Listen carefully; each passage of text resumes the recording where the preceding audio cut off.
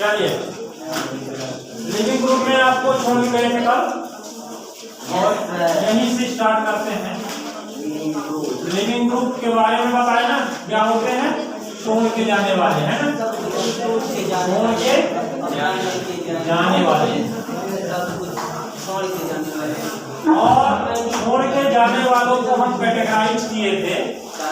Leaving group कौन कौन से हो सकते हैं? एक जो सबको लूट के ले जाए, सब कुछ लूट के ले जाए, ठीक है? सब कुछ लूट के ले जाने वाले। एक वो होंगे हाँ सिर्फ अपना लेके जाएंगे, अपना लेके जाने वाले, ठीक है? और एक वे होंगे जो छोड़ के जाएंगे, सब कुछ छोड़ के चले जाएंगे। लेकिन ऐसा बहुत कम मिलेंगे आपको दुनिया में, ऐसे लोग कम ही मिलते हैं जो छोड़ के चले जाए सब कुछ अपना। दुनिया में सबसे अधिक लोग मिलते हैं जो सब कुछ लूट के ले जाते हैं, ठीक है? सबसे ज्यादा इस तरह के लोग हमको अपने दैनिक जीवन में, डेली लाइफ में देखने को मिलते हैं। इसको अगर हम कैटेगराइज करें तो ये कितने टाइप के हो सकते हैं? जो सब कुछ लूट के ले जाएं, सब कुछ लूट के ले जाने वाले या तो कैसे होंगे? मोर इलेक्ट्रोनिगेटिव होंगे। कैसे होंगे? मोर इलेक्ट्रोनिगेटिव, ठीक है? अच्छा, पहले इसको हम ऐसे कैटेगराइज कर देते हैं, यानी लूट के ले जाएंगे तो उनमें क्या आएगा? निगेटिव चार्ज, यानी इलेक्ट्रॉन डेंसिटी लेकर जा रहे हैं, इलेक्ट्रॉन डेंसिटी को लेकर के जा रहे हैं, तो एक इस टाइप वाले होंगे। दूसरे टाइप वाले किस तरह से हो जाएंगे? हमारे पास, चलो इसको इस तरह मान लेते हैं, और अपना लेके जो जाएंगे वो किस तरह से होंगे? केवल एक्स के फॉर्म में रहेंगे। अपना इलेक्ट्रॉन लिए हैं, साझे में जो दिए थे, शेयरिंग जो किए थे, उसको ले लिए, वापस ले लिए, तो एक्स के फॉर्म में निकलेंगे वो। और तीसरे वो होंगे जो सब कुछ छोड़ के चले जाएंगे। अगर अपना भी छोड़ के चले गए तो किस फॉर्म में निकलेंगे? पॉजिटिव फॉर्म में निकलेंगे, ठीक है? फिर से ध्यान दीजिए, सब कुछ लूट के ले जाएंगे तो किस फॉर्म में निकलेंगे? वो निगेटिव फॉर्म में, ठीक है? इलेक्ट्रॉन डेंसिटी लेकर के जा रहे हैं, अपना ही लेके जाएंगे खाली, तो वो एक्स फॉर्म में निकलेंगे, न्यूट्रल फॉर्म में निकलेंगे। इसको अपन क्या बोलेंगे? न्यूट्रल फॉर्म, ठीक है? ये निगेटिव फॉर्म है, ये निगेटिव फॉर्म में निकलेंगे। इस तरह वाले होंगे जो ये न्यूट्रल निकलेंगे, ठीक है? और ये पॉजिटिव फॉर्म में निकलेंगे, ठीक है? तो जो सब कुछ लूट के ले गए हैं, यानी निगेटिव फॉर्म इलेक्ट्रॉन डेंसिटी लेकर के गए हैं, उनको अगर हम कैटेगराइज करें तो वो 3 टाइप के हमने कल किया था कैटेगराइज। 3 टाइप में किया था। एक वो होते थे जिनकी इलेक्ट्रोनिगेटिविटी हाई होती थी, एक वो हुए थे जिनकी इलेक्ट्रोनिगेटिविटी हाई होती थी। एक वो हुए थे, दूसरे कौन हुए थे? बोलो, डी ऑर्बिटल वाले, ठीक है? कौन से? जिनके पास डी ऑर्बिटल प्रेजेंट होते हैं। और तीसरे वो हुए थे जो रेजोनेंस स्टेबल हो जाते हैं, वो रेजोनेंस स्टेबल हो जाने वाले। तो 3 कैटेगरी हम आपको कल दिखाए थे, ठीक है? इलेक्ट्रोनिगेटिविटी वाले में आप जानते हैं फ्लोरीन माइनस, इससे ज्यादा तो इलेक्ट्रोनिगेटिव कोई है ही नहीं, ठीक है? और डी ऑर्बिटल किसके पास है? क्लोरीन है, ब्रोमीन है, इन सब के पास क्या होते हैं? डी ऑर्बिटल प्रेजेंट होते हैं। रेजोनेंस स्टेबल बेंजीन है या उसका डेरिवेटिव है, कोई बेंजीन है या बेंजीन का डेरिवेटिव है, इस प्रकार से। तो ये लोग क्या है? रेजोनेंस स्टेबलाइज हो जाते हैं। इलेक्ट्रॉन डेंसिटी लेकर जाना इंपॉर्टेंट नहीं है, उस इलेक्ट्रॉन डेंसिटी को संभाल कर रखना इंपॉर्टेंट है, ठीक है? इलेक्ट्रॉन डेंसिटी लेकर जाना इंपॉर्टेंट नहीं है, इंपॉर्टेंट क्या है? उसको संभाल कर रखना। ये लोग तो लेकर के चले गए, ये लोग तो लेकर के चले गए, लेकिन ये बताइए ये रखेंगे कहाँ? मान लीजिए फ्लोरीन है, फ्लोरीन के ऊपर निगेटिव चार्ज है, ठीक है? इलेक्ट्रॉन डेंसिटी तो ले गया, लेकिन रखे कहाँ इसको? अगर रख नहीं पा रहा है तो ये क्या होगा? एक पुअर होगा न्यूक्लियोफाइल। इसका किसकी भांति व्यवहार करेगा? ये पुअर न्यूक्लियोफाइल की भांति। इनके पास डी ऑर्बिटल प्रेजेंट है, ये अगर लेकर के गए हैं, ये अगर लेकर के गए हैं इलेक्ट्रॉन डेंसिटी अगर लेकर के गए हैं तो इनके डी ऑर्बिटल में ये इस इलेक्ट्रॉन को शिफ्ट कर सकते हैं, और डी ऑर्बिटल में इलेक्ट्रॉन को शिफ्ट कर सकते हैं, इसलिए क्या हो जाएंगे? गुड न्यूक्लियोफाइल का काम करेंगे, किसका काम करेंगे? गुड न्यूक्लियोफाइल का काम करेंगे। और ये लोग रेजोनेंस स्टेबलाइज होते हैं। रेजोनेंस स्टेबलाइज होंगे तो इसका चार्ज जो है वो रेजोनेंस में आ जाएगा, रेजोनेंस में आ जाएगा तो ये भी स्टेबल हो जाएंगे। अब सवाल उठता है कि ये वाले जो इलेक्ट्रोनेगेटिव वाले हैं और रेजोनेंस वाले हैं, इन दोनों में से ज्यादा कौन स्टेबल होगा? तो कौन ज्यादा होगा बताइए स्टेबल? ये डिसाइड कौन करेगा? रेजोनेंस डिसाइड करेगा कि रेजोनेंस की मात्रा कितनी है। अगर ज्यादा रेजोनेंस हो रहा है तो इनसे वो आगे निकल जाएंगे, और कम हो रहा है रेजोनेंस ये आगे जाएंगे। और डी ऑर्बिटल वाले तो ओवरऑल गुड होते ही हैं, ठीक है, डी ऑर्बिटल वाले ओवरऑल गुड होते ही हैं। इतनी बात समझ में आ गई है आपको? अगर आ गई है तो आप इसको नोट कर सकते हैं, नोट कर सकते हैं इतनी बात अगर समझ में आ गई है तो, ठीक है। इतनी बात समझ में आ गई है तो आप नोट कर सकते हैं, ठीक है। तो ये निगेटिव चार्ज वाले जितने हैं को हम तीन तरह से कैटेगराइज कर सकते हैं। एक जो हाईली निगेटिव है, इलेक्ट्रोनेगेटिव, जिनके पास डी ऑर्बिटल है, जो रेजोनेंस स्टेबल हो रहे हैं। न्यूट्रल फॉर्म में जो लिविंग ग्रुप होंगे, न्यूट्रल फॉर्म में कौन कौन से निकलते हैं आप दे जानते हैं? CO2 के फॉर्म में निकल जाते हैं, SO2 के फॉर्म में निकल जाते हैं, N2 के फॉर्म में निकल जाते हैं। तो इस तरह से जो निकलने वाले ग्रुप हैं वो सब क्या होंगे? तो न्यूट्रल फॉर्म में निकल के जाएंगे, यानी अपना ही नहीं करके निकल गए, बाहर हो गए, ठीक है। तो इस तरह वाले ग्रुप है CO2 SO2 N2, और इस तरह से और बहुत सारे ग्रुप होते हैं। पॉजिटिव फॉर्म में निकलने वाले मैंने पहले ही बता दिया कि दुनिया में ऐसे लोग बहुत कम, ना के बराबर, ठीक है, ना के बराबर ऐसे होंगे, बहुत कम। SiMe3 टाइप के लोग होंगे, बहुत कम होंगे इस तरह के लोग जो सब कुछ छोड़ के चले जाएं। ऐसे लोग आपको दुनिया में देखने को नहीं मिलेंगे। अगर दुनिया में देखने को नहीं मिलेंगे, बहुत कम मिलेंगे, तो रिएक्शन मैकेनिज्म में भी हमारे ये लोग बहुत कम देखने को मिलेंगे, ठीक है। तो मुख्य रूप से हमें चर्चा करनी है क्योंकि इन लोगों की जो सब कुछ लूट के ले जा रहे हैं, ठीक है, इन्हीं की चर्चा हमको ओवरऑल करनी है। पूरे रिएक्शन मैकेनिज्म में इन लोगों की चर्चाएं ना के बराबर ही होगी या कि होंगी। इतनी बात समझ में आ गई क्या आपको? तो ये थे तीन कैटेगरी हम आपको बताए। कौन कौन से किन किन बातों की चर्चा हो चुकी है आपके सामने? एक बात देख लीजिए पुनः, हमने आपको न्यूक्लियोफाइल के बारे में बताया। कौन होंगे न्यूक्लियोफाइल? जिनका अफेक्शन न्यूक्लियस की ओर होगा।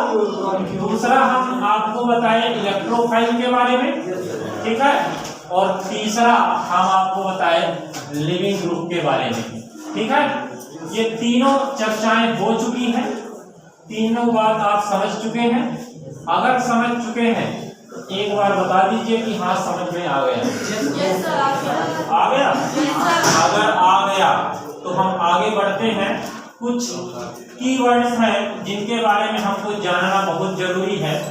तो पहला ही है आपका इंटरमीडिएट। नाम सुने होंगे इसीलिए तो चुने होंगे, ठीक है। इंटरमीडिएट, इंटरमीडिएट क्या होते हैं? इंटरमीडिएट पहले अपन चर्चा कर चुके हैं एक बार इंटरमीडिएट की। वो होते हैं जो रिएक्शन के बीच में बन जाते हैं। कहाँ बन जाते हैं ये लोग?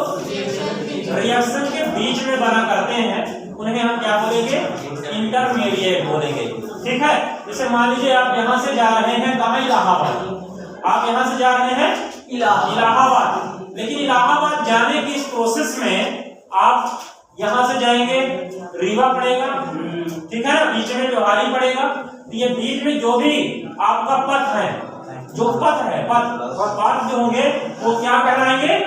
इंटरमीडिएट, यानी बीच में बन जाएंगे। फाइनल प्रोडक्ट हमारा इलाहाबाद है, फाइनल प्रोडक्ट हमारा क्या है? इलाहाबाद है, लेकिन बीच में जो चीजें आएंगी वो क्या कहलाती हैं? इंटरमीडिएट कहलाती हैं, इंटरमीडिएट। तो इंटरमीडिएट कौन कौन से हो सकते हैं आप देख चुके हैं पहले ही, इनके बारे में थोड़ा बहुत आइडिया तो आपको होगा ही। कार्बोकैटायन बना करते हैं नहीं बना करते हैं? कार्बो एनायन बना करते हैं नहीं बना करते हैं? फ्री रेडिकल बना करते हैं या नहीं बना करते हैं? बना करते हैं। बेंजाइन, बेंजाइन, ठीक है। कार्बीन, कार्बीन के बारे में भी सुने हो? ये सारे के सारे क्या हैं? ये सारे के सारे इंटरमीडिएट हैं। कौन कौन?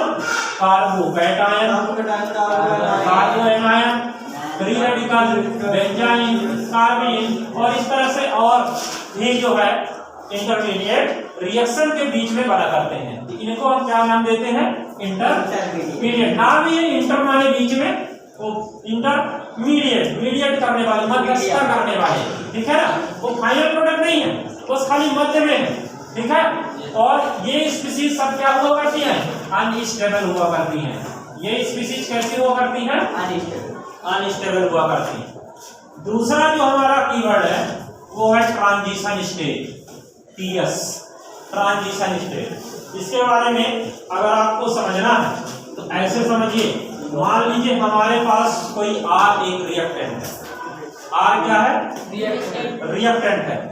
R जैसे ही रिएक्शन चालू हुई, R हमारा बदल गया X में। R किस में बदल गया? X में बदल गया, ठीक है। R किस में बदला? X में। X में बदलने के ठीक पहले की जो अवस्था है, X में बदलने के ठीक पहले की X में बदलने के ठीक पहले की जो अवस्था है उसे ही अपन बोलेंगे ट्रांजिशन स्टेट। वो क्या कहलाएगी? ट्रांजिशन स्टेट कहलाएगी। इसके बाद जब जैसे ट्रांजिशन स्टेट आई वैसे ही X में वो कन्वर्ट हो जाएगा, ठीक है। X में कन्वर्ट होने के ठीक पहले की जो अवस्था है वो क्या होगी? ट्रांजिशन स्टेट होगी। और X के बाद ये Y बना, X के बाद क्या बना? Y बना। तो आप जानते हैं Y बनने के ठीक पहले की जो स्टेट होगी क्या कहलाएगी? Transition state. Y बनने के ठीक पहले की जो अवस्था होगी वो क्या होगी? ट्रांजिशन स्टेट होगी। और Y फाइनली हमारा कन्वर्ट हो गया प्रोडक्ट में। तो हमें जाना कहाँ था? R से P तक जाना था। बीच में ये दो स्पीसीज बन गई, इनको क्या नाम देंगे? इंटरमीडिएट। बहुत अच्छे। बीच में ये जो स्पीसीज बन गई है दो, इन्हें अपन क्या नाम देंगे? इंटरमीडिएट देंगे। ट्रांजिशन स्टेट क्या हुआ? ये जो स्पीसीज बनी है इनके बनने के ठीक पहले की जो स्टेट है वो क्या कहलाएगी? तो स्टेट हमारी अगर इस रिएक्शन में देखें तो स्टेट कितनी है? स्टेट बताइए, कितनी स्टेट है? यहाँ से वहां तक जाने में कितनी स्टेट आती है? कितनी स्टेट? 1 2 3 स्टेट। कितनी स्टेट? 3 स्टेट। देखो R से X वाला एक स्टेट यहाँ है, दूसरा स्टेट यहाँ, तीसरा स्टेट प्रोडक्ट तक जाने में। तो स्टेट कितनी हो गई? रिएक्शन की स्टेट कितनी हुई? 3 हुई। अगर मैं बोलूं ट्रांजिशन स्टेट कितने हैं? ट्रांजिशन स्टेट अच्छे से काउंट करो। X बनने के ठीक पूर्व की अवस्था, एक यहाँ पर ट्रांजिशन स्टेट आएगा, एक यहाँ पर ट्रांजिशन स्टेट आएगा, एक यहाँ पर ट्रांजिशन स्टेट आएगा। कितने हो गए? 3 हो गए। ट्रांजिशन स्टेट भी क्या हुए? 3। इसका मतलब रिएक्शन के स्टेट जो होगा और आपका जो ट्रांजिशन स्टेट होगा वो बराबर होगा। वो क्या होगा? इक्वल होगा। इंटरमीडिएट की अगर चर्चा करें, इंटरमीडिएट कितने होंगे? इंटरमीडिएट बराबर आपके हो जाएंगे इक्वल। ध्यान दीजिए, यहाँ पर जो स्टेट है या ट्रांजिशन स्टेट है, कुछ भी है, ट्रांजिशन स्टेट -1 अगर कर दें, माइनस में अगर 1 कर दें, यहाँ पर रिएक्शन स्टेट ही लिखना ज्यादा अच्छा रहेगा। अगर हम इसको माइनस में कितना कर दें? 1 कर दें। माइनस में कितना कर दें? 1 कर दें तो हमारा इंटरमीडिएट निकल के आ जाएगा। क्या निकल के आ जाएगा? इंटरमीडिएट। तो ध्यान दीजिए कितने थे स्टेट? कितने थे? 3। और 1 माइनस में हो गए तो इंटरमीडिएट की संख्या कितनी आ गई? 2। 1 और 2। इसको हम ग्राफिकली भी आपको रिप्रेजेंट कर सकते हैं। ग्राफिक अगर एक बार इसको लिख लीजिए आप लोग, इसके बाद फिर देखते हैं। लिख लीजिए एक बार,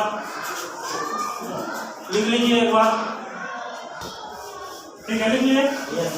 चलिए एक बार इसे हम ग्राफिकली रिप्रेजेंट कर रहे हैं तो ग्राफ के माध्यम से इसको समझने की कोशिश कीजिए। मान लीजिए हमारे पास यहाँ कोई आप हमारे पास रिएक्टेंट है, ये हमारा हुआ रिएक्टेंट, ठीक है। R यहाँ कोई R है अपना, और R चला इस तरह से, इस तरह ग्राफ आप खूब देखे होंगे, इस तरह वाले ग्राफ आप खूब देखे होंगे, ठीक है। ये और ये हमारा बन गया फाइनल प्रोडक्ट। ये हमारा क्या बन गया? Final product. अगर एनर्जी देखें और अगर टाइम देखें तो इसमें देखिए ये जो चोटी आपको दिख रही है ना, हाई लेवल की ये चोटियां जो दिख रही है, ये ट्रांजिशन स्टेट है। ये क्या है? आप रिएक्शन चालू हुई, पहला ट्रांजिशन स्टेट आया और ये बन गया यहाँ पे कुछ बन गया यहाँ पे, जो नीचे वाली छोटी है, ठीक है। फिर से ये दूसरा ट्रांजिशन स्टेट आया TS2, इसको अपन क्या नाम देंगे? TS2। और इसके बाद यहाँ फिर कुछ बन गया और फिर तीसरा ये ट्रांजिशन स्टेट आया और फिर इसके बाद फाइनली आपका क्या बन गया? प्रोडक्ट बन गया। ये जो बीच में दो बने हैं यही है क्या? X और Y। ये जो इंटरमीडिएट आपके बने हैं यही क्या है? X और Y। और इनकी देख लीजिए रिएक्टेंट से भी इनकी एनर्जी हाई है। एनर्जी अगर हम देखें तो इनकी एनर्जी रिएक्टेंट से भी हाई है। ये एनर्जी का बढ़ता हुआ क्रम है। एनर्जी का बढ़ता हुआ क्रम, तो रिएक्टेंट से भी इनकी एनर्जी क्या है? हाई एनर्जी लेवल पर ये ट्रांजिशन स्टेट देखिए यहाँ है। अगर यहाँ से यहाँ तक की हम डिस्टेंस देखें तो ये है इसी को बोलते हैं एक्टिवेशन एनर्जी। इसी को क्या बोलते हैं? एक्टिवेशन एनर्जी है। ये है एक्टिवेशन एनर्जी। एक्टिवेशन एनर्जी यानी रिएक्टेंट को एक्टिव करने के लिए ताकि वो प्रोडक्ट में कन्वर्ट हो, जो एनर्जी हमें चाहिए कुछ ना कुछ एनर्जी हमको इसको देनी पड़ेगी, ठीक है। एनर्जी देंगे तभी इसमें कुछ प्रोसीजर होगा और ये फाइनली प्रोडक्ट में कन्वर्ट होगा। तो ये सबसे ज्यादा एनर्जी यहाँ लग रही है ट्रांजिशन स्टेट फर्स्ट में। इसके बाद ये एनर्जी थोड़ी सी कम हुई, इसके बाद और कम हुई और प्रोडक्ट में बिल्कुल कम हो गई। तो प्रोडक्ट की एनर्जी क्या हो गई? लूज हो गई, बिल्कुल से लूज हो गई है और फाइनली हमारा प्रोडक्ट तैयार हो गया है। 1 2 3 ये ट्रांजिशन स्टेट है और ये जो दो बने आपका वो क्या कहलाएंगे?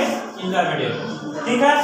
अच्छा, यहाँ पर मुझे एक बात बताइए, ये एक और ग्राफ मैं आपको दिखा रहा हूँ।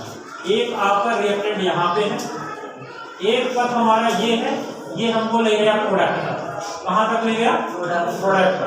दूसरा पथ हमारा ये है और ये हमको ले गया प्रोडक्ट तक। दूसरा पथ हमारा ये है, ये हमको ले गया प्रोडक्ट तक। तो यहाँ देखिए एक्टिवेशन एनर्जी यहाँ क्या है? बहुत हाई है और यहाँ एक्टिवेशन एनर्जी हमारी क्या है? बहुत। 1 मिनट,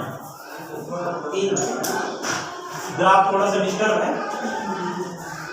ये जो हमारा है ये कुछ इस प्रकार का है और ये है ये कुछ हमारा इस प्रकार का है, ठीक है। ये इसको यूं कहें, यहाँ है। तो एक प्रोडक्ट हमारा यहाँ है, यहाँ देखिए आपको एनर्जी क्या लग रही है? कम लग रही है। एनर्जी का अगर ऑर्डर देखें तो यहाँ एनर्जी हमको क्या लग रही है? कम लग रही है। जहाँ एक्टिवेशन एनर्जी हमारी हाई है वहाँ प्रोडक्ट की एनर्जी क्या है? कम है, लो है, ठीक है। तो बताइए आप, हमारा जो प्रोडक्ट होगा वो कौन से ज्यादा स्टेबल है? ऊपर वाला यानी P1 P2 की अगर हम बात करें, P1 ज्यादा स्टेबल है या P2 ज्यादा स्टेबल है? बताइए कौन से ज्यादा स्टेबल है? P2 ज्यादा स्टेबल है क्योंकि इसकी एनर्जी क्या है? कम है। और लेकिन आया किधर से है? ये इसमें देखिए एक्टिवेशन एनर्जी इसकी हाई थी, इसकी क्या थी? एक्टिवेशन एनर्जी हाई थी। इसकी एक्टिवेशन एनर्जी कम है, इसकी एक्टिवेशन एनर्जी कम है। प्रोडक्ट ये जल्दी बना दिया, प्रोडक्ट ये जल्दी बना दिया। ये प्रोडक्ट देर से बना रहा है, ये प्रोडक्ट देर से बना रहा है, लेकिन फिर भी ये ज्यादा स्टेबल है। जो प्रोडक्ट जिनमें एक्टिवेशन एनर्जी कम लगे, एक्टिवेशन एनर्जी जिसमें कम लगे, प्रोडक्ट जल्दी बन जाए, कैसा भी प्रोडक्ट हो बनकर जल्दी जाए, ऐसे प्रोडक्ट को हम बोलते हैं काइनेटिकली स्टेबल। काइनेटिक रूप से वो प्रोडक्ट क्या होता है? काइनेटिक प्रोडक्ट कहलाता है। ऐसे प्रोडक्ट को हम क्या नाम देते हैं? Kinetic product. किसको? जो जल्दी बन जाए, जो प्रोडक्ट जल्दी बन जाए उसको हम क्या बोलते हैं? Kinetic product. काइनेटिक्स आप 12th में पढ़ेंगे। 12th में आप काइनेटिक्स पढ़ेंगे जिसमें रेट डिटरमिनिंग स्टेप होता है। रेट बताई जाती है रिएक्शन की कि कौन सी रिएक्शन कितनी फास्ट हो रही है और कौन सी रिएक्शन कितनी स्लो हो रही है। यह काइनेटिक्स में पढ़ेंगे 12th में, ठीक है। कौन सी रिएक्शन कितनी फास्ट और कौन सी रिएक्शन कितनी स्लो हो रही है वो काइनेटिक डिसाइड करती है। तो जो फास्ट प्रोडक्ट बन जाए जिसमें, वो ऐसे प्रोडक्ट हम क्या बोलेंगे? Kinetic product. और जो टाइम ले, लेकिन टाइम लेने के बाद स्टेबल प्रोडक्ट हमारा बने, टाइम ले, एनर्जी ज्यादा लगे, ठीक है। तो यहाँ एक्टिवेशन एनर्जी पर प्रोडक्ट की स्टेबिलिटी पर कोई भी संबंध नहीं है, नो डायरेक्ट रिलेशन। ऐसे प्रोडक्ट को हम क्या बोलेंगे? Thermodynamic product. क्या बोलेंगे? Thermodynamic product. ठीक है, ऐसे प्रोडक्ट हमारे क्या कहलाएंगे? Thermodynamic product. तो थर्मोडायनेमिक प्रोडक्ट जो हुआ करते हैं वो बहुत ज्यादा स्टेबल, मोर स्टेबल ये हुआ करते हैं। और ठीक ऐसे समझिए, मान लीजिए एक ये फोर्थ फ्लोर में, ये फोर्थ फ्लोर है। कौन सी फ्लोर? फोर्थ फ्लोर है। और यहाँ पर कोई आदमी बैठा है। ठीक है, यहाँ कोई आदमी बैठा हुआ और उसको यहाँ ग्राउंड में आना, यहाँ ग्राउंड फ्लोर में उसको आना है। ठीक है, एक तो रास्ता ये है कि डायरेक्ट कूद जाए, आ जाए, कम समय लगेगा? बिल्कुल टाइम नहीं लगेगा। डायरेक्ट कूद के आ जाए, यहाँ टाइम लगेगा क्या? नहीं लगेगा टाइम। एक रास्ता ये भी है कि वो सीढ़ियों का सहारा ले और आराम से उतर के आ जाए। सीढ़ियों का सहारा ले और आराम से उतर के आ जाए। ठीक है, टाइम लगेगा, एनर्जी लगेगी ज्यादा, टाइम लगेगा, एनर्जी भी ज्यादा लगेगी, लेकिन सही सलामत पहुंच जाएगा। ठीक है, अब हम देखिए काइनेटिक में क्या देखा जाएगा? कौन पहले आया? वो जिंदा बचा मर गया उससे कोई मतलब नहीं, पहले कौन आया। ठीक है, काइनेटिक में ये डिसाइड होगा कौन पहले आया। पहले कौन आएगा भाई? जो कूद के आएगा, फटाक से जाएगा, टाइम बहुत कम लगेगा, ना के बराबर। तो हमारा काइनेटिक प्रोडक्ट कहला जाएगा। कैसा प्रोडक्ट होगा? Kinetic product. जो सीढ़ियों के द्वारा आया घूम फिर के आराम से, वो हमारा कहलाएगा थर्मोडायनेमिक प्रोडक्ट। मुझे ये बताइए दोनों में से स्टेबल कौन होगा? थर्मोडायनेमिक प्रोडक्ट ज्यादा स्टेबल होगा, उसको कोई नुकसान नहीं होगा। आराम से शरीर में देखेंगे, जब हम उसको चेक करेंगे तो सब कुछ बढ़िया दिखेगा, ठीक ठाक दिखेगा। ठीक है, तो ऐसे प्रोडक्ट हमारे थर्मोडायनेमिक प्रोडक्ट कैसे होते हैं? स्टेबल होते हैं। तो इसकी जो है स्टेबिलिटी में, यानी कि थर्मोडायनेमिक काइनेटिक्स इसका कोई मतलब नहीं रहता कितना वो टाइम कंज्यूम करता है या कितना जल्दी प्रोडक्ट बनाता है, इससे हमको स्टेबिलिटी पर कोई प्रभाव नहीं पड़ता है। कभी कभी दोनों एक साथ हो सकते हैं,